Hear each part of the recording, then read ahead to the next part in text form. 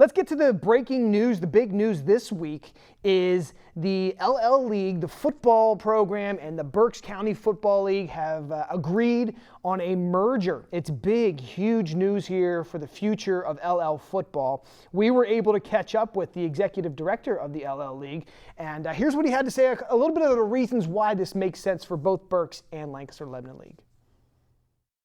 Both for the Berks and the Lancaster-Lebanon League, if you look at the way the Berks sections are, the way the Lancaster-Lebanon League sections are, we've always had smaller schools playing bigger schools, and what this really does is it balances to a certain extent all the big school classifications playing big school, or not big school, but like the 6A's playing 6A, 5A playing 5A, 2A playing 1A and 3A. So it really it narrows that gap between who you're playing in a classification.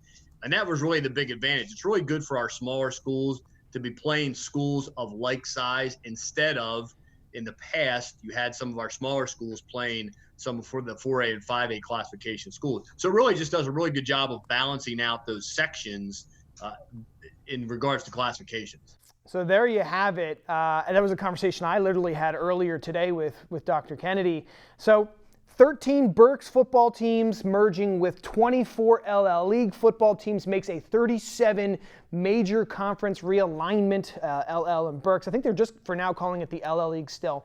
Let's get some reaction from you guys on hearing this. I mean, this is big. We know it's kind of coming here. They've been working on it, but it is apparently official and coming our way in 2022. Eric, how do you react to this?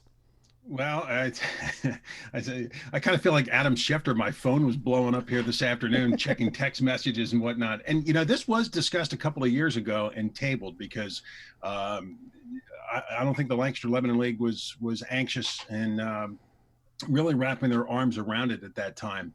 But I think what it comes down to, and I think Ron Kennedy pretty much hit the nail on the head as far as really trying to balance out a season schedule where it really is on a level playing field for both teams. Plus, the second thing is that a lot of these schools, especially in Berks County and even some in Lancaster County, are really having a hard time of filling out a schedule and trying to get teams lined up year in and year out. It's becoming more and more difficult. So, again, when it first was discussed a couple of years ago, there was talk of 4 sections. Now I think they're talking about 5. So obviously this is going to be a work in progress to really get the alignment in place and try and have it as fair as possible.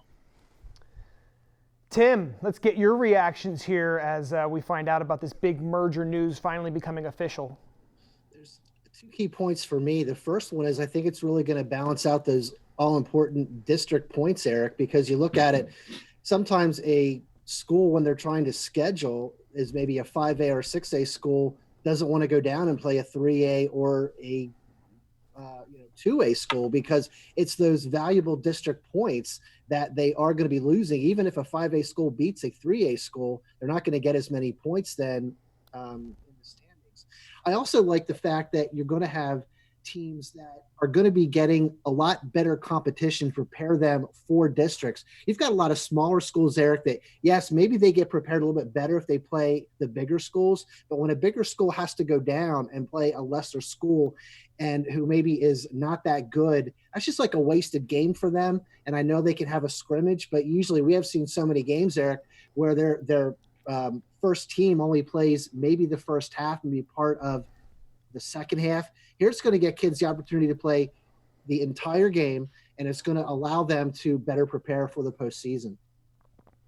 All right, so the way it works, we will run through this next 2-year cycle where, to be honest, we're realigning with 4 sections here. I believe they've redone things here, but then we will quickly throw that out the window, and it'll go to how many ever sections they come up with this 37-team mega conference, I guess is kind of what they're calling it right now. That will start in the fall of 2022, and it'll run 4 years. They wanted a 4-year sample size to see if they should continue it or throw it out. So we'll keep kind of going on there. The full conversation, by the way, with Dr. Kennedy, was gracious enough to come on with us as he's had to field a lot of media responsibilities, will air on Thursday afternoon, so you can check in with that. A lengthy conversation, why they did it, how they're going to proceed, next steps, all of that. So, and possible future plans as well. So keep an eye out on our social media for all of that.